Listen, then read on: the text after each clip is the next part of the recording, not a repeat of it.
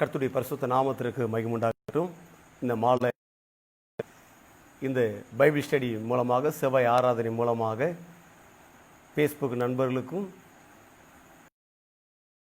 என்னுடைய பெராக்கா ஜெப வீட்டின் அங்கத்தில் அனைவர்களுக்கும் இந்த மாலை வேளை ஆண்டவராக இயேசு கிறிஸ்துவின் நாமத்தினால் வாழ்த்துக்களையும் வணக்கத்தையும் தெரிவித்துக் கொள்கிறேன். கர்த்தர் நம்மளை அனைவரையும் ஆசீர்வதிப்பாராக. ஜெபிப்போம். எங்கள் அன்பின் பரலோக பிதாவே, கர்த்தராக இயேசுவின் நாமத்தினாலும் மண்டையில் வருகிறோம். அற்புதமான இந்த நேரத்திற்காக நன்றி செலுத்துகிறோம். காலையிலிருந்து இம்மட்டுமாக தெய்வம் கொடுத்த நல்ல கிருபைக்காக, மனித தயவுக்காக நன்றி செலுத்துகிறோம். கர்த்தாவே, நீங்கள் கொடுத்த நல்ல சுகபல ஜீவனுக்காக நன்றி ஆண்டவரே. இதுவரைக்கும் நடத்தி வந்த கர்த்தருக்கு நாங்கள் நன்றி செலுத்துகிறோம். இந்த நாளில் கூட இந்த ஆராதனை மூலமாக ஆவியானவர் எங்கள் நடுவில் நீர் ஊழியம் செய்வதற்காக நன்றி ஆண்டவரே. எங்கள் மேல் கண்ணை வைத்து எங்களுக்கு ஆலோசனை கொடுப்பதற்காக நன்றி, எங்களுக்கு கற்றுக் கொடுப்பதற்காக நன்றி ஆண்டவர். இந்த மாலை வேளையிலும் ஆவியானவர் எங்களோடு நீர் இடைபடுவதற்காக நன்றி ஆண்டவரே. நாங்கள் விளங்கி கொள்ள வேண்டிய எங்களுடைய நிலைக்கு இறங்கி வந்து எங்களுக்கு நீர் கற்றுக் கொடுப்பதற்காக நன்றி ஐயா. தொடர்ந்து நடத்துவீர் ஐயா. இயேசுவின் நாமத்தில் பிதாவே. கர்த்தருக்கு மகிமுண்டாகட்டும். தொடர்ந்து இந்த நல்லதோர் வெற்றியை பெறுவது எப்படி என்ற நிலையை பார்த்து கொண்டு வருகிறோம். இந்த நாளில் கூட கடந்த வாரத்தில் நாம் பார்த்தது, செவ்வாய் ஞாயிற்றுக்கிழமை பார்த்தது போல, இந்த நல்லதொரு வெற்றி அடைவது எப்படி என்று அந்த முகவுரை பார்த்தோம். வேதம் சொல்லுகிறது காலத்தை நிதானிகள் என்று வேதம் சொல்லுகிறது. நல்லதொரு வெற்றி என்ற காலத்தை நிதானிகள் என்று வேதம் சொல்லுகிறது. அப்படி என்றால் நாம் எந்த காலத்தில் வாழ்ந்து கொண்டிருக்கிறோம் என்றால், இது உயிரியல் வல்லுநர்கள் சொல்லுகிறார்கள், நாம் எல்லாரும் பணக்காலத்தில் வாழ்ந்து கொண்டிருக்கிறோம். நம்முடைய நீங்கள் ஒரு எண்ணுகலாம், இது கடைசி காலமாச்சே, கர்த்தருடைய காலமாச்சே என்று சொல்லி. கடைசி காலம் இயேசு கிறிஸ்துடைய பிறப்புலேருந்தே ஆரம்பிக்கப்பட்டாகிவிட்டது. அப்போது இந்த பூமியுடைய நிலைப்பாட்டை பார்க்கும்போது உயிர் வல்லுநர்கள் இது நம் பணக்காலத்தில் வாழ்ந்து கொண்டு இருக்கிறோம் என்று சொல்லப்படுறது. சரி, அப்படி என்றால் எவன் ஒருவன் தனது பணத்தை கொண்டு அறிவை உருமாற்றுகிறானோ, அறிவாக மாற்றுகிறானோ, அவன்தான் வெற்றி பெறுவான். அதே பணத்தை கொண்டு பண்டமாக பொருளாக மாற்றுகிறானோ அவன் தோல்வி அடைவான். இதுதான் நல்லதொரு வெற்றி அடைவது எப்படி என்று முன்னுரை. இப்போ இதிலிருந்து தான் நம்ம உள்ளே போனோம். கடந்த ஞாயிற்றுக்கிழமை பார்த்தோம். கடந்த ஞாயிற்றுக்கிழமை என்ன பார்த்தோம் என்பதை பார்த்துவிட்டு இன்னைக்கு என்ன பார்க்க போகிறோம் என்பதை பார்த்துட்டு அடுத்த வாரம் என்ன பார்க்க போகிறோம் என்பதை பார்த்து சொல்ல போகிறோம். இப்போ பார்க்க போகிறது பார்த்தீங்கன்னா, இரண்டு காரியங்களை உற்று கவனிக்க சொல்லுகிறது. ஒன்று காலங்கள், இரண்டாவது பிரமாணங்கள். இந்த காலங்களை பார்க்கும் பொழுது காரியங்கள், ஒன்று என்ன, பொதுவாக உலகத்தில் என்னென்ன காலம் நடந்து கொண்டிருப்பதை பார்க்க வேண்டும் என்று பார்த்தால் 3 காலங்கள். ஒன்று உணவு காலம், உயிர் காலம், மூன்றாவது பணக்காலம். ரெண்டாவது, நான் எனது காலத்தில் எந்த காலத்தில் வாழ்ந்து கொண்டிருக்கிறேன் என்பதை அறிய வேண்டும். அதை அறிந்து அதில் நம்ம செயல்பட வேண்டும். அப்போதுதான் வெற்றியை முறையாக நாம் பெற்றுக்கொள்ள முடியும். இன்னைக்கு எல்லாரும் வெற்றி பெறுகிறார்கள். நான் போன வாரம் சொன்னது போலவே நிறைய வெற்றியாளர்கள் தான் இருக்கிறாங்க. நம்ம எல்லாருடைய உயர்வையும் வசதி வாய்ப்புகளையும் கார்களை பார்க்கும்போது பெரிய வெற்றியாளர் பார்க்குறோம், பெரிய பெரிய ஸ்டேஜில் பார்க்குறோம், பெரிய காரியங்களை பார்க்குறோம். ஆனால் முடிவில் அவருடைய வாழ்க்கை சமாதானத்தோடு முடித்தது போல காணப்படவில்லை. தற்கொலையோடு தான் வாழ்க்கை முடிஞ்சிருக்கு. அப்படி என்றால் அது நல்லதொரு வெற்றி கிடையாது. நல்லதொரு வெற்றி என்பது என்ன, பூமியில நிறை முதிர் வயது வரைக்கும் மிகப்பெரிய அந்தஸ்தோடு சமாதானத்தோடு வாழ்ந்து முடிப்பதுதான் நல்லதொரு வெற்றி. இந்த நல்லதொரு வெற்றி தான் வேதம் சொல்லுகிறது. இந்த உலகத்தில் எல்லாரும் வெற்றி பெற கற்றுக் கொடுக்கிறார்கள், நல்லதுதான். ஆனால் அந்த வெற்றியை பெற்றவங்க எல்லாரும் வாழ்க்கையில் சமாதானத்தோடு ஆப்ரேட் பண்ண முடியலையே. என்றைக்குமே கடவுள் எதிலுமே ஒரு சமாதானத்தை இணைச்சுதான், சமாதானமான வாழ்க்கை தான் ஒரு பெரிய மனமகிழ்ச்சி ஏற்படுத்துகிறார். மனமகிழ்ச்சி இல்லாத ஒரு துக்கத்தோடு கூட, பிரச்சனையோடு கூட என்னதான் உயர்வுல இருந்தாலும் அது இறையில் சம்பந்தப்பட்ட ஆசீர்வாதம் கிடையாது. ஏனென்றால் வேதம் சொல்கிறது கர்த்தருடைய ஆசீர்வாதத்தில் அதில் ஒருபோதும் வேதனையை கூட்டுகிறவர் கிடையாது. சமாதானத்தையும் மகிழ்ச்சியும் ஏற்படுத்துகிறவர் ஆசீர்வாதத்தில். சரி சரி பார்த்தோம். ரெண்டாவது, நான் இறந்த காலத்தில் எந்த காலத்தில் வாழ்ந்து கொண்டிருக்க என்பதை அறிய வேண்டும், அதில் செயல்பட வேண்டும் என்று பார்த்தோம். அப்படி பார்க்கும்போது அப்படி என்றால் நான் எந்த காலத்தில் வாழ்ந்து கொண்டிருக்கிறேன் என்று பார்த்தால் இதை பொதுவாக வேதம் சொல்கிறது. சங்கீதம் 90:10 மனிதனுடைய கால அளவு பார்க்கும்போது 70 80 பலத்தின் மிகுதி எக்ஸ்ட்ரா கூட்டப்படுகிறது. பலத்தினால எக்ஸ்ட்ரா கூட்டப்படுகிறது. சில பேர்லாம் பார்த்தீங்கன்னா குறைந்த வயசுலேயே பார்த்தீங்கன்னா ஒரு 50 வயசு இருக்கும். 50 வயசு உள்ள ஆட்களை நீங்கள் பார்த்தீங்கன்னா சில ஆட்களை கிட்டத்தட்ட ஒரு 85 வயது கிழவும் போல இருப்பாங்க. சில 50 பேர் வயசு உள்ள பார்த்தீங்கன்னா அவனுடைய பலத்து நிமித்தம் கொஞ்சம் எங்கா இருக்கிற மாதிரி இருப்பாங்க. அப்போது அந்த பலம் தான் ரொம்ப முக்கியம். பாருங்க, வேதம் அதான் சொல்லுது, பலத்தின் மிகுதினால. அதனால் அந்த பலத்தை கூட்டுவதற்காகத்தான். இப்போ சப்ஜெக்ட் அது கிடையாது. நல்ல உணவுகளை புசிக்கிறாங்க, உடற்பயிற்சியை மேற்கொள்கிறாங்க, வாக்கிங் போகிறார்கள், சரீரத்தை ஆரோக்கியமாக வைத்துக் கொள்கிறார்கள். சரி, அப்படி என்றால் இந்த வேத ஆராய்ச்சியாளர்கள், வேத பண்டிதர்கள் அப்படி என்றால் இந்த 80 வயதுக்கு உட்பட்ட காலங்களை வேத பண்டிதர்கள் வேத பண்டிதர்கள் 80 வயது உள்ளதை பிரிக்கிறார்கள், 4ஆக பிரிக்கிறார்கள். காலங்களிலே நாம் எந்த காலங்களில் என்ன வேலை பார்க்க வேண்டும் என்பதை தெளிவாக விவரிக்கிறார்கள். அப்படின்றால் 4 காரியங்கள் 4ஆக பிரிக்கிறார்கள். ஒன்று, பிறந்ததிலிருந்து 20 வயது வரைக்கும் அது ஒரு காலம். ரெண்டாவது, 20லேருந்து 40 வரைக்கும் ஒரு பார்ட், 40லேருந்து 60 வரைக்கும் ஒரு பார்ட், 60லேருந்து 80 வரைக்கும் ஒரு பார்ட். சரி, இந்த 20லேருந்து 20க்குள்ளாக என்ன பார்ட், அங்கே என்னென்ன ஒர்க் பண்ணணும், 40லேருந்து 60 வரைக்கும் 20லேருந்து 40 வரைக்கும் என்ன ஒர்க் பண்ணணும், 40லேருந்து 60 வரைக்கும் என்ன செய்யணும், 60லேருந்து 80 வரைக்கும் என்ன செய்யணும். இதுதான் இந்த செய்தியினுடைய முக்கிய பங்கு. இதை தான் பாற்றாக 1லேருந்து 20 வரைக்கும் பாற்றாக பார்க்க போகிறோம். 20லேருந்து 40 வரைக்கும் பாற்றாக பார்க்க போகிறோம். சரிங்களா? அதனால் இது நீண்ட தொடர் போதனையாக இருக்கிறதுனால நீங்கள் நேரம் கிடைக்கும் போதெல்லாம் இதை நீங்கள் யூடியூபில் இப்போ போய் கொண்டிருக்கிறது என்ற ஆலயங்கள் இப்போ திறக்கப்படாமல் இருக்கிறதுனால அரசாங்கத்தில் சட்டம் போட்டிருக்கிறார்கள். என்ன சட்டம் கொடுத்துருக்கிறார் என்றால் ஆலயத்தை அப்படி திறக்கக்கூடாது. அப்படி இப்பொழுது லேட்டஸ்டாக சொல்லியிருக்கிறாங்க திறக்கலாம் என்று. அது ஒரு கண்டிஷன் இருக்கிறது. அந்த கண்டிஷன் தான் ரொம்ப முக்கியம். ஏனென்றால் வருஷத்தில் 10,000 ரூபாய்க்கு வருமானத்துக்கு உள்ளே இருந்தால் ஆலயம் திறக்கலாம் என்று. அப்படி எந்த சபைகளும் எந்த ஆலயங்களும் மசூதிகளும் தேவாலயங்களும் எதுவும் கிடையாது.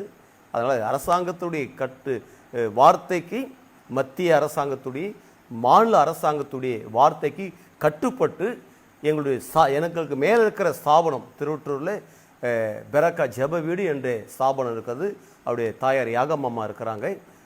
தலைமை போதகராக குமார் பாஸ்டர், வின்சென்ட் பாஸ்டர்லாம் இருக்கிறாங்க. அவங்களுடைய ஆலோசனைப்படியாக அரசாங்க சட்டத்துக்கு உட்பட்டு தான் நாங்கள் அதை இயங்கி கொண்டிருக்கோம். அதை மீறி செய்யக்கூடாது. அதுக்கு எங்களுக்கு மேலேருந்து அனுமதிகள் கொடுக்கப்படுவார்கள். அதன் பிறகு ஆலயத்தை முறையாக நாங்கள் திறந்து மகிழ்ச்சியோடு மக்களோடு சேர்ந்து ஆராதிக்கிற அந்த நல்ல நாளுக்காக நாங்கள் அவங்களோடு காத்து கொண்டிருக்கிறோம். அரசாங்கத்தை மதிப்பது ரொம்ப நல்லது. கர்த்தருக்கு மகிமையுண்டாகட்டும். சரி, அப்படி என்றால் நல்லா கவனிச்சு பாருங்க. இந்த வேத பண்டிதர்கள் இதை பிரிக்கிறாங்க. நாம் எந்த காலத்தில் என்னென்ன வேலைகள் செய்ய வேண்டும் என்று. சரி, அது எப்படி என்று பார்க்க போகிறோம். அதுதான் நம்ம போன வாரத்தில் சொல்லியிருந்தேன். இப்போ பார்க்க போகிறது பிறந்ததுலேருந்து 20 வயசில் நம்ம என்ன செய்யணும். இந்த பாட்டை பிரிக்கிறாங்க. பிறந்ததுலேருந்து 20 வயசு வரைக்கும் என்ன பண்ணணும் என்றால் நல்லா கவனிச்சு பாருங்கள். என்ன பண்ணணும், அறிவை சேகரிக்க வேண்டும். இந்த வயதில் அறிவை சேகரிக்கக்கூடியதாக இருக்கிறது. அதில் நீங்கள் நானுமே இது எந்த வயது என்றால் 1லேருந்து 20 வரைக்கும் அறிவை சேகரி. அதில் தான் பாருங்கள், பிள்ளைகள் பிறந்த உடனே நேரடியாக அறிவை பிள்ளைகள் சேகரிக்க வேண்டும் என்று சொல்லி அவளை பள்ளிக்கூடங்களை கொண்டு போய் சேர்க்கிறார். பள்ளிக்கூடத்தில் கொண்டு போய் இணைக்கிறார்கள். அது எவ்வளோ விதமான தரமான பெஸ்ட் குவாலிட்டியான பள்ளிக்கூடம் எங்கே இருக்குது என்று சொல்லி அதை விசாரித்து எவ்வளோ தூரம் இருந்தாலும் சரி அதோடைய பெற்றோர்கள் அதோடைய பில்லை வந்து பே பண்ணுறது ரெடியாக இருக்கிறாங்க. சில பெற்றோர்கள்லாம் பார்க்கும்போது என் நண்பர்லாம் இருக்கிறார்கள், அதெல்லாம் வந்து கேகே நகர்லேருந்து பீச்சு, மெரினா பீச்சு அங்கே இருக்குது, அவ்வளோ தூரம் போயிட்டு பிள்ளைகளை போயிட்டு கூட்டிகிட்டு வர்றது கொள்வது அதில் இயங்கி கொண்டு இருக்கிறார்கள். ஏன்னா பெஸ்ட்டான குவாலிட்டியில் தன் பிள்ளைகளை இணைக்கணும், அந்த அறிவு நாலேஜ் இருக்க வேணும்னு சொல்லிட்டு. ஏன்னா அந்த வயசு தான் அந்த பிள்ளைகளுக்கு அறிவை ஏற்படுத்துகிற வயசு. சரி வருவோம். அப்போது பிறந்ததுலேருந்து 20 வயது வரைக்கும் என்ன செய்யணும்? அறிவை சேகரிக்க வேண்டும். இது எதன் மூலமாக அறிவு சேகரிக்கப்படுது என்றால் பார்த்தல், படித்தல், கேட்டல், எழுதுதல், சிந்தித்தல். இதன் மூலமாகத்தான் ஒரு மனிதனுக்கு அறிவை சேகரிக்க முடிகிறது. சரி, அப்படி என்றால் எந்த அறிவை சேகரிக்க வேண்டும்? இதுதான் ரொம்ப முக்கியம். இதன் மூலமாகத்தான் பார்த்தல், படித்தல், கேட்டல், எழுதுதல், சிந்தித்தல், இதன் மூலமாகத்தான் நம்ம அறிவை சேகரிக்கிறோம். அப்படி என்றால் எந்த அறிவை சேகரிக்க வேண்டும் என்று பார்த்தால் முதலாவதாக வேத அறிவு, இரண்டாவது உலக அறிவு. நல்லா கவனிச்சு பாருங்கள். எந்த அறிவை நாம் சேகரிக்க வேண்டும் என்றால் முதலாவதாக வேத அறிவு, இரண்டாவதாக உலக அறிவு. இப்போ நம்ம பார்க்க போகிறது உலக அறிவை பார்க்க போகிறோம். சரிங்களா? கர்த்தருடைய மகிமை உண்டாகட்டும். இதை அநேகர் கூர்ந்து கவனித்து கொண்டு கேட்டுக்கொண்டிருக்கிறீங்க. கர்த்தருடைய மகிமை உண்டாகட்டும். இப்போ நம்ம பார்க்க போகிறது உலக அறிவை பார்க்க போகிறோம். சரி, இந்த உலக அறிவை பார்க்கும்போது நல்லா பாருங்கள், படிப்புடைய தன்மை தான் மிகப்பெரிய முக்கியம் வாய்ந்ததாக இருக்கிறது. படிப்புடைய தன்மை. ஏனால் ஒரு மாணவன் அவன் முதல் மாணவனாக வர வேண்டும், அவன் படிச்சுக்கிட்டே வர வேண்டும், அவன் பெஸ்டான மார்க் எடுக்க வேண்டும். இதெல்லாம் வந்து ஒரு பிள்ளைகளுக்கு மிகப்பெரிய காரியங்கள் தேவை. அவன் படிக்கிறானா நல்ல பெஸ்ட் குவாலிட்டியாக வரணும், நல்லா உயர்ந்திருக்கணும், நல்லா படிக்கணும், நல்ல பட்டதாரியாக வரணும், அவன் உயர்ந்து உயர்ந்து உயர்ந்து உயர்ந்து வந்துக்கிட்டே இருக்கணும். சரி, இப்போ ஒரு கேள்வி. அப்படி என்றால் இதெல்லாம் படிக்கிறதுனால என்னங்க நன்மை இருக்குது? இந்த உலக அறிவெல்லாம் வச்சுக்கிட்டு படிக்கிறதுல என்ன இருக்குது? ஏது இருக்குது என்றால் நல்லா கவனித்து பாருங்கள். இன்றைக்கு நீங்கள் பார்த்து கொண்டிருக்கிற இந்த நேரலையே இந்த படிப்பில் தான் சாமி வந்தது. அண்ணே, இன்னைக்கு நீங்க பார்த்து கொண்டிருக்கிற இந்த நேரலையே படிச்சு கொண்டிருக்கிற இந்த படிப்பினால் தான் வந்தது, இந்த உலக அறிவினால் தான் வந்தது. இந்த உலக அறிவுக்கு தான் எஜுகேஷன் தேவை இருக்குது. அதுதான் பெற்றோருங்க அவ்வளோ பணத்தை செலவு பண்ணி அந்த பிள்ளைகளை எவ்வளோ ஆனாலும் பரவாயில்ல நல்ல பெஸ்ட்டாக படிக்கணும்ன்ட்டு முன்ன வந்து நிற்கிறாங்க, அதுக்காக பிரயாசப்படுறாங்க, அதுக்காக செலவு பண்ணுறாங்க, எவ்வளோ காரியத்தை பண்ணிக்கிட்டு இருக்கிறாங்க. அப்படின்றால் எல்லாவற்றையுமே கற்றுக்கொள்ள வேண்டும். ஒரு அருமையான ஒரு மாணவி 16 வயசில் 16 மொழிகளை கற்றுருக்கிறாங்க. 16 வயசில் 16 மொழி கற்றிருக்கிறாங்க. அப்படின்றால் நீங்கள் நான் இருக்கிற என்னென்ன மொழிகள் இருக்கிறதோ எல்லா மொழியும் கற்றுக்கொள்ள வேண்டும். இல்லைங்க எங்களுக்கு நாங்கள் பிறந்த மொழி தான் இருக்கட்டங்க, இருக்கிற எல்லா மொழியும் கற்றுக்கொள்ள வேண்டும். அப்படி கற்றுக்கொள்ளும் போதுதான் அறிவாளிகளாக மாற முடியும். அறிவாளியா இருந்தாதாங்க இந்த உலகத்தில் இருக்கிற எல்லாம் சிறப்பான காரியத்தை செய்ய முடியும். இன்னைக்கு உலகத்தை பார்க்கறவங்கள எவ்வளோ பெஸ்ட்டாக இருக்குது, எவ்வளோ அழகாக இருக்கு பாருங்க. பாருங்க, நான் எங்கே இருந்து பேசுகிறேன். நான் இருக்கிற இடம் வந்து இந்தியாவில் தமிழ்நாட்டில் திருவள்ளூர் மாவட்டத்தில் ஊத்துக்கோட்டை தாலுக்காவில் இருக்கிறேன். ஊத்துக்கோட்டை தாலுக்காவில் பெரியபாளையம் என்ற கிராமத்தில் இருக்கிறேன் பாருங்க. இங்க இருந்து நீங்க அமெரிக்காவில் இருக்கிறீங்க பாருங்க, சிங்கப்பூர்ல இருந்து இதை கேட்டு இருக்கிறீங்க பாருங்க. சிங்கப்பூருக்கு இதுக்கு எவ்வளவு தூரம் சார் இருக்குது? அங்க இருந்து இந்த நேரலை பார்த்துட்டு இருக்கிறீங்க, அங்க இருந்து கவனிக்கிறீங்க. இதெல்லாம் எப்படி வந்தது? இந்த உலக அறிவு தான். இந்த உலக அறிவு தான். தேவன் ஒரு வார்த்தை சொன்னாரு, நீங்கள் உலகம் முழுவதும் புறப்பட்டு போய் சுவிசேஷத்தை அறிவிங்கள் என்று சொல்லி. அந்த சுவிசேஷம் புறப்பட்டு போய் இன்னைக்கு வரைக்கும் ஜொலித்து கொண்டிருப்பதற்கு இன்னொரு பங்கு இந்த உலக அறிவுங்க. இப்ப பாருங்க, எங்கெங்கே தேவனுடைய மனிதர்கள் கடவுளுடைய இறைகளை எடுத்து பிரமாதமா போதிக்கிறாங்க. கடவுள் யார், தேவன் யார், உலகம் என்ன, பிசாசு என்ன, அவைகள் இவைகள். இந்த மத பிரசங்கத்தை சொல்ல நான் இறையல் பிரசங்கம், கடவுளை குறித்து பிரமாதமா போதிக்கிறார்கள். பாருங்க எங்கேயே போதிக்கிறாங்க. எத்தனை உலகத்தில் இருக்கிற நாடுகள் எல்லாம் அந்த சுவிசேஷத்தை கவனிக்கிறது. இப்ப காரணம் என்ன?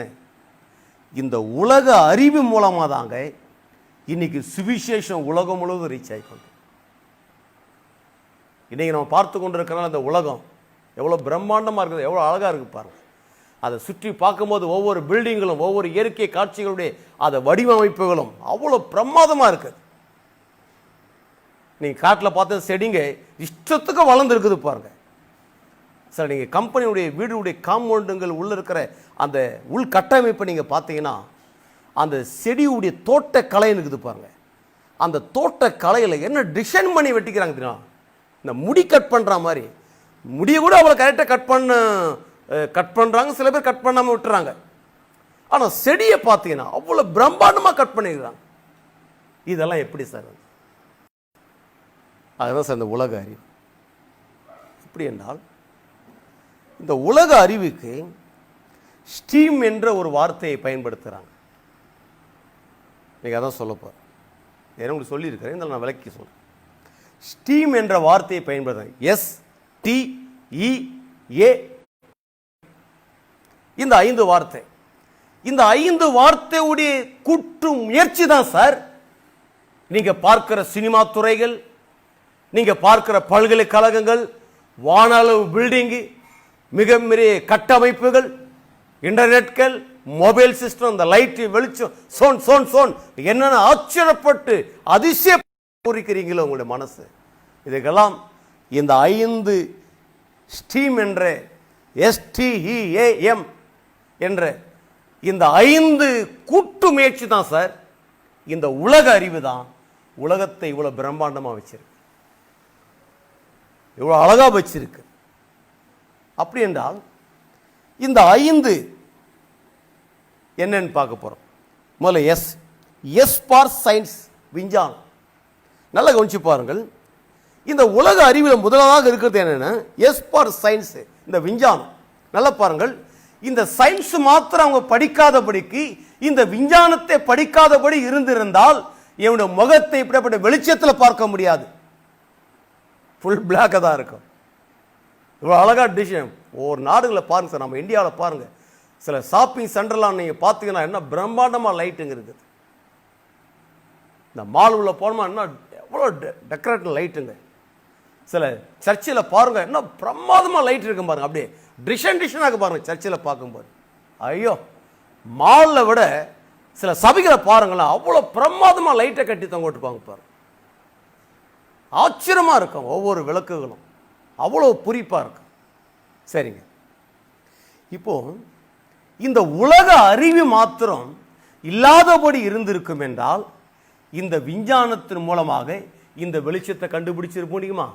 ஆனால் இந்த சயின்ஸ் மூலமாகத்தான், இந்த விஞ்ஞானத்தின் மூலமாகத்தான் தாமஸ் ஆல்வா எடிசன் என்ற அவர்கள் இந்த மின்சாரத்தை கண்டுபிடிச்சார், இந்த வெளிச்சத்தை கண்டுபிடிச்சார். அப்ப அவர் இல்லைங்க இதெல்லாம் எனக்கு தேவையில்லைங்க, எனக்கு ஆண்டவர் போதும், சோத்திரம் சோத்திரம் பண்ணி இப்படியே இருக்கணும் கிடையாதுங்க. இதெல்லாம் கடவுள் ஏற்படுத்தி இருக்கிற காரியங்கள். எதற்காக? தேவ ராஜ்யங்கள் விரிவடைவதற்காக. மனிதன் இந்த உலகத்தில் நல்லதொரு வெற்றி அடைந்து அவன் சமாதானமாக வாழ்வதற்காக. நீங்க பாருங்க, நல்லதொரு வாழ்க்கை வாழும்படியாக, இந்த உலகம் ஆரோக்கியமா இயங்கும்படியாக இப்படிப்பட்ட காரியங்களை கண்டுபிடிச்சிருக்கிறார். அப்போ எஸ் ஃபார் சயின்ஸ், விஞ்ஞானம் பார்க்கும்போது தாமஸ் ஆல்வா எடிசன் அவர்கள் இன்னைக்கு எத்தனை விதமான டிபார்ட்மெண்ட்ல உள்ள இந்த விஞ்ஞானிகள் எழும்பி இருந்து இன்னைக்கு அந்தந்த துறையில எவ்வளவு கொடிகட்டி பறக்கிறாங்க பாரு. நான் சொல்றேங்க, ஒரு விஞ்ஞானி எழும்பினதுனால, ஒரு விஞ்ஞானி கண்டுபிடிச்சதுனால இன்னைக்கு உலகத்துக்கே ஆசீர்வாதமா இருக்குதுன்னா, ஏன் நீங்க இந்த விஞ்ஞானத்தை கையில் எடுக்கக்கூடாது? அல்லது உங்க பிள்ளைங்க ஏன் ஒரு விஞ்ஞானியா வரக்கூடாது? நல்லா பாருங்க, ஒரு தாமஸ் ஆல்வா எடிசன் அவர்கள் இந்த உலக அறிவை பெற்றதனால உலகத்துக்கு ஆசீர்வாதம். அப்ப நீங்க படிக்கிற அந்த படிப்பு உலகத்துக்கு ஆசீர்வாதமா வரணும். அதற்கு தான் உங்களுடைய பெற்றோர்கள் லட்ச லட்சமா செலவு பண்ணி படிக்க வைக்கிறாங்க. நீங்க பள்ளிக்கூடத்துக்கு போறீங்க, பல்கலைக்கழகத்துக்கு போறீங்க, காலேஜுக்கு போறீங்க, பள்ளிக்கூடத்துக்கு போறீங்க, எவ்வளவு பிரைட்டா ட்ரெஸ் பண்ணிக்கிட்டு, எவ்வளவு சென்ட்லாம் அடிச்சுக்கிட்டு, எவ்வளவு அழகா போறீங்க தெரியுங்களா?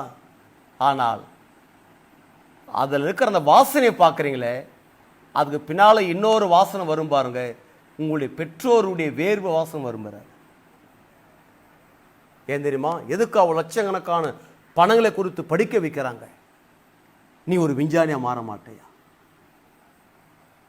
அப்போ இந்த தாமஸ் ஆல்வா எடிசன் அவர்கள் இந்த விஞ்ஞானத்தை மாத்திரம் அவர் படிக்காமல் அந்த துறையிலிருந்து வராமல் இருந்திருந்தார்னா என்ன இருக்கும்? இப்ப நான் உங்களுக்கு கேட்கிறேன், வேதம் சொல்லுகிறது ஒவ்வொரு மனிதனுமே நீ இந்த பூமிக்கு உப்பா இருக்கிற, நீ உலகத்திற்கு வெளிச்சமா இருக்கிற. அப்ப நீங்கள் நான் உங்க பெற்றோர் உங்களை படிக்க வைக்கிறது எதுக்குங்க? சில இடங்களில் சில வேதனையான ஒரு காரியம் தெரியுமா? பெண் பிள்ளைங்க படிப்பாங்க பாருங்க, நல்லா படிச்சிருப்பாங்க பெண் பிள்ளைங்க, நல்லா டிகிரி முடிச்சிருப்பாங்க. ஆனால் ஒரு காலகட்ட பிறகு இவங்க திருமணம் பண்ணி அனுப்புவாங்க பாருங்க. அனுப்பிட்ட பிறகு பார்த்தீங்கன்னா அங்கே சாம்பார் சாதம் செஞ்சிட்டு இருப்பாங்க, அங்கே கருவாட்டு குழம்பு செஞ்சிட்டு இருப்பாங்க. எத்தனை லட்சக்கணக்கான பணங்களை போட்டு அந்த பெற்றோர் படிக்க வச்சாங்க தெரியுங்களா? திருமணம் என்ற ஒரு வாழ்க்கை வரும் பொழுது எத்தனை பெண் பிள்ளைகள் அந்த கல்வியுடைய நிலைப்பாட்டையே எல்லாத்தையும் வேஸ்ட் பண்ணிட்டு இன்னைக்கு குட்டிச்சோவரா இருக்கிற நிறைய பேர் இருக்கிறான். நான் உங்களுக்கு கேட்கிறேன், உலக அறிவு வேணுங்க.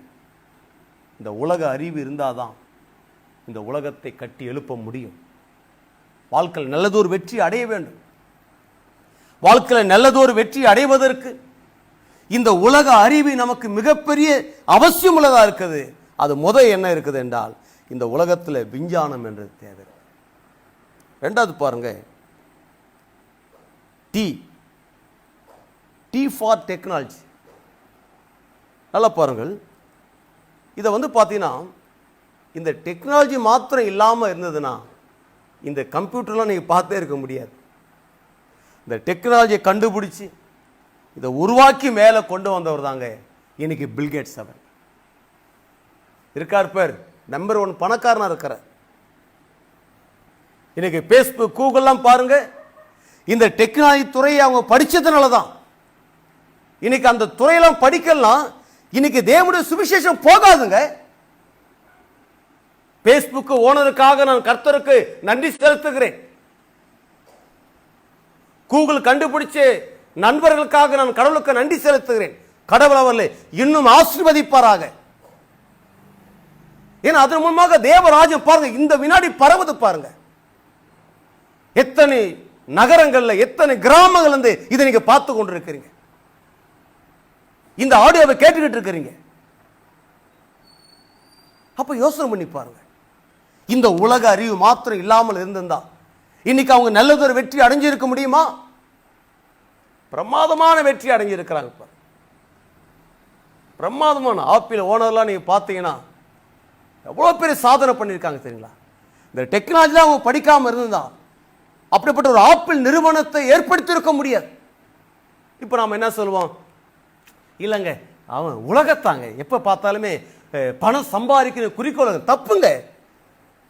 இப்படிதான் நம்ம தப்பு தப்பா பணக்காரன் வசதியானவங்களை பார்த்து அவங்களாம் ஜபம் பண்ணாதவங்க சொல்லிட்டு நான் கேட்கறேங்க.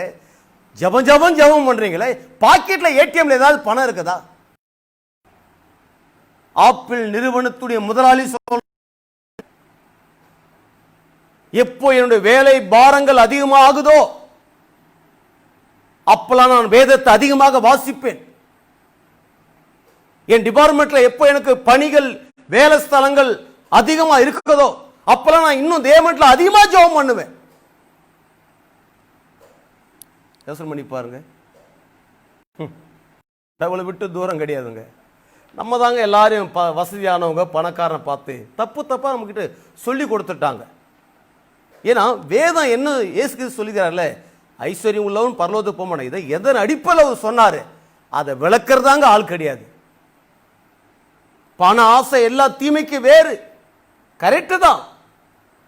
அந்த பணம் தான் எல்லாத்துக்கும் உதவுன்னு, அதை விளக்குறது ஆள் கிடையாது. எப்பொழுதும் பேடான நியூஸை ஒரு பக்கத்தை வைத்து அடி அடிச்சு இன்னைக்கு தேவனுடைய ராஜ்யங்கள் இன்னைக்கு விரிவடைய முடியாம இருக்குது. கடவுளுடைய பிள்ளைங்க வருத்தத்தோடு சொல்றேன், நல்லா இல்லைங்க. கையில பணம் இல்லாம வாழ்றாங்க, ஒரு உயர்ந்த நிலையை அடைய முடியாம இருக்கிறாங்க. எத்தனை விசுவாசி குடும்பங்கள் இன்னைக்கு நல்ல வீட்டில் இருக்கான்னு கேட்டு பாருங்க. கிடையாது சார், கிடையாது சார். வேத சபையில வாக்குத்தத்தம் கொடுக்கறாங்க, எல்லா ஜாதிகளையும் பார்க்கணும் அப்படி சொல்லும் போது பார்த்தா அப்படி புஷ்னு வர மாதிரி தான் இருக்கும். வாக்குத்தத்தம் கொடுக்கும்போது பாருங்க, அவங்க பண்ற அந்த ஹீரோ ஸ்டைலும் அப்படி இப்படி அவளுக்கு பிரமாதமா வரும். உன் துக்க நாட்கள் முடிந்து போச்சு, ரைட், ஓகே, முடிஞ்சு போச்சா? எத்தனை விசுவாசி குடிசில வாழ்றாங்க, வேலை இல்லாம இருக்கிறாங்க. அப்ப என்ன இதெல்லாம் கற்றுக் கொடுக்கணுங்க. எனக்கும் தெரியாதுங்க, உங்களமா தான் நானும் கத்துக்கிட்டே வரேன். இது கற்றுக்கொள்ள தான் விஷயம் புரிகிறது. எல்லாத்தையும் மொட்டையா பிரசங்கத்தை பண்ணி விட்டுட்டோம். அதனால மனிதன் சரியாக விளங்கி கொள்ள முடியாமல் போய், உலக நாடுகளுக்கு நீ கடன் வாங்க மாட்டாய், கடன் கொடுப்பாய் என்று வேதம் சொல்லுகிறது. கடன் கொடுக்கிற அளவுக்கு இன்னைக்கு வருமானம் இருக்குதா? கிடையாது. பாருங்க, கர்த்தர் நடத்துவாருங்க, கர்த்தர் போஷிப்பாருங்க, கர்த்தர் பார்த்து இப்படிதாங்க எல்லாத்தையும் முட்டாள்தனமாக எண்ணி விட்டு. இப்ப இன்னைக்கு எங்க பொருளாதாரத்துடைய காரியம் சரி வருவோம். அப்ப நல்லா கவனிச்சு பாருங்க, ஆப்பிள் கம்பெனியோட நிறுவனர் சும்மா கிடையாதுங்க. டெக்னாலஜிலாம் படிச்சுட்டு வந்ததுனால அந்த நிறுவனத்தை அவ்வளவு பாப்புலரா கொண்டு வந்தார். தேவனோடு இசைந்து இருக்கிறாங்க. அப்ப ரெண்டாவது காரியம் சொன்னேன், டி ஃபார் டெக்னாலஜி. இதெல்லாம் இந்த 5 சேர்ந்தது தாங்க. இது சொல்றாங்க பவர்.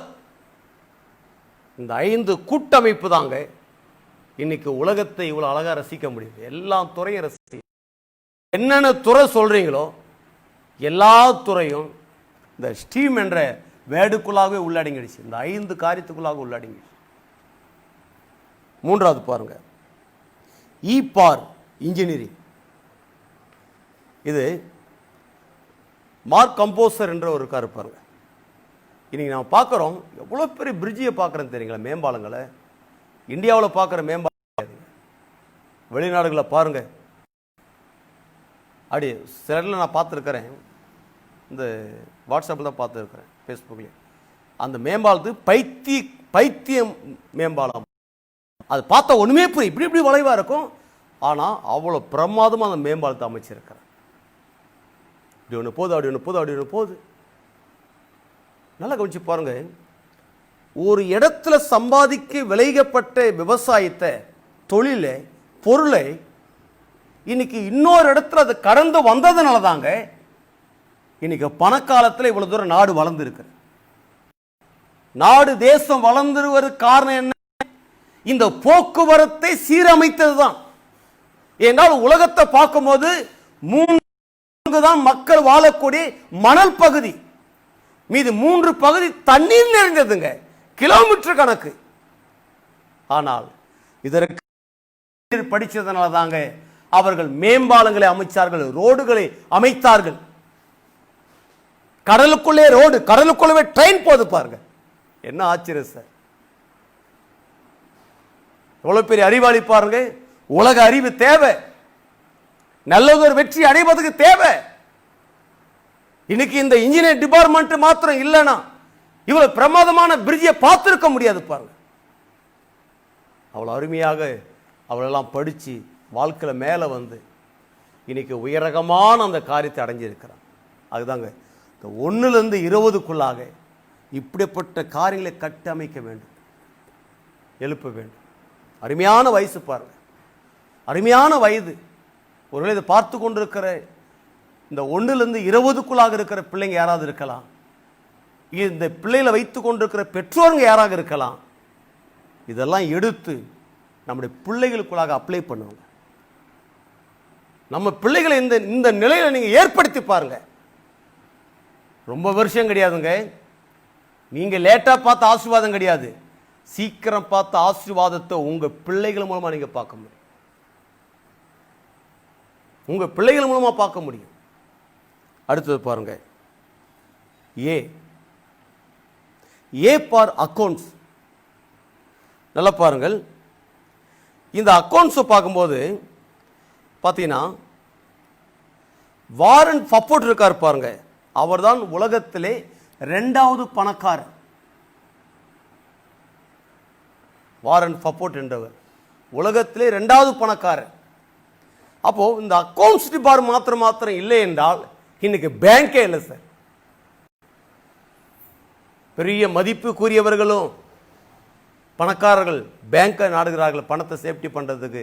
சாதாரண ஒரு சின்ன சின்ன வேலை செய்கிறவங்களோட சரி, அவங்களுக்கு அந்த பணம் சேஃப்டி பண்றதுக்கு பேங்க். இந்த பேங்க்லாம் இதில் தான் சார் வந்து, இந்த அக்கௌண்ட்ஸ் மாத்திரம் இல்லைன்னா இன்னைக்கு அங்கே பேங்க்கில் பணம் போட்டிருக்க முடியுமா? எவ்வளோ சேஃப்டியாக இருக்குது. லோன் வாங்குகிறோம், பிஸ்னஸை பண்ணுறோம், அடுத்து அந்த பேங்க்குடைய நிலையை கட்டமைப்பை மாற்றுகிறோம் நம்மளுடைய வாழ்க்கைக்கு ஏற்ற மாதிரி. இன்னும் மேலே உற்பத்தி பண்ணுறோம், பிள்ளைகளுக்கு உண்டான சேஃப்டி பண்ணுறோம். வீட்டில் இருந்தால் யாராவது பணத்தை கொண்டு போவான்ட்டு நம்ம பேங்க்கில் போட்டு வைக்கிறோம். இன்னும் பார்த்தீங்கன்னா அந்த நாட்களை பார்க்கும்போது பேங்க்கில் பணம் போட்டால் காலைல 10 மணிக்கு மேலே பண்ணால் பணத்தை எடுக்க முடியும். ஆனால் இப்போ இந்த ராத்திரி நேரத்தில் 7:40 இப்போவும் பணத்தை எடுக்கலாம் ஏடிஎம்மில் போட்டு. எவ்வளோ பிரமாதம் பாரு சார் இந்த அறிவாகப்பட்டது. அப்போது இந்த அக்கௌண்ட்ஸ் என்ற டிபார்ட்மெண்ட்டு எவ்வளோ பிரமாதமான காரியம் தெரியுங்களா? அப்போ இதெல்லாம் ஒன்றாக இணைக்கப்பட்டதுனால தாங்க இன்னைக்கு உலகத்தை வந்து இவ்வளோ பவர்ஃபுல்லாக பார்க்க. அப்போ நல்லதொரு வெற்றி அடைய வேண்டும் என்றால் வேத பண்டிதர்கள் இந்த வயது வரம்பை 4ஆக பிரிக்கிறார்கள். பிறந்ததிலிருந்து 20 வயதுக்குள்ளாக இந்த அறிவை சேகரிக்க வேண்டும். 5வது பாருங்க, எம் ஃபார் மெடிசன். இப்போ நான் சொன்னேன், எங்க சுத்தி பார்த்தாலும் இந்த 5 காரியம் இருக்குது. இந்த 5 காரியம் இருக்குது. இந்த 5 காரியம் தாங்க இதை தான் வந்து பெரிய அறிவு படித்த மேதைகள் சொல்றார்கள் தி பவர் என்றாங்க. இதுதான் வல்லமையானது. இந்த வல்லமையானது தான் இந்த உலகத்தையே இவ்வளவு பிரம்மாண்டமாக கொண்டு வந்திருக்கு. அப்ப யோசனை பண்ணி பாருங்க, இதை தாங்க இந்த 20 வயதுக்குள்ளாகவே இந்த பவரை அடைய வேண்டும். இதுல எந்த டிபார்ட்மெண்ட்டாவது எடுக்க வேண்டும். அவங்க என்ன டிபார்ட்மெண்ட் விரும்புகிறாங்களோ அவங்களுடைய விருப்பம். ஏன்னா இந்த பார்த்தல், படித்தல், கேட்டல் மூலமாகத்தான் அறிவை சம்பாதிக்க முடியும். ஆனா எந்த அறிவு பார்க்கும்போது வேத அறிவு, உலக அறிவு. ஆனா நாம பார்த்து கொண்டிருக்கிறது உலக அறிவை பார்க்கிறோம். இந்த உலக அறிவு தேவை. நல்லதொரு வெற்றி அடைவதற்கு இந்த உலகத்துக்குண்டான எந்த அறிவு நமக்கு இல்லை என்றால் வாழ்க்கையில நல்லதொரு வெற்றி அடைய முடியாதுங்க. இயேசு ஏத்துக்கிட்டு சோத்திரம் சோத்திரம் எல்லாம் நல்லா இருப்பாங்க. ஆனா உலக அறிவு வாழ்க்கையில பணம் இல்லாமல் வாழுவார்கள். அப்ப இந்த உலக அறிவு, இந்த உலக அறிவை கட்டமைக்க வேண்டும். இந்த உலக அறிவை எடுத்து அது கரத்தை எடுத்து அது மிக பண்ண வேண்டும். அப்படி பண்ணும்போது என்ன உண்டாகும் என்றால் மிகப்பெரிய காரியத்தை நீங்கள் இந்த உலகத்தில் நல்லதொரு வெற்றி அடைய முடியும். அடுத்து பார்க்க போறோம், வர ஞாயிற்றுக்கிழமை 2வது பார்க்க போறோம் வேத அறிவு, இறையியல் அறிவை பார்க்க போறோம். அப்ப நான் சொல்கிறேன், முடிக்கிறேன், இந்த மாலவேல் நான் சொல்லுகிறேன், இந்த 5 விதமான இந்த பவர், இந்த 5 விதமான வல்லமை தாங்க இன்னைக்கு உலகத்தை இவ்வளவு சிறப்பாக இருக்குது. இந்த டிபார்ட்மெண்ட் உள்ளவங்க இந்த உலக அறிவுக்காக எவ்வளவு நேரத்தையும் காலங்களையும் பணத்தையும் ஆரோக்கியத்தையும் செலவு பண்ணி இன்னைக்கு கடவுள் இவர்கள் மூலமாக இந்த உலகத்தை இவ்வளவு பிரமாதமா வச்சிருக்காரு.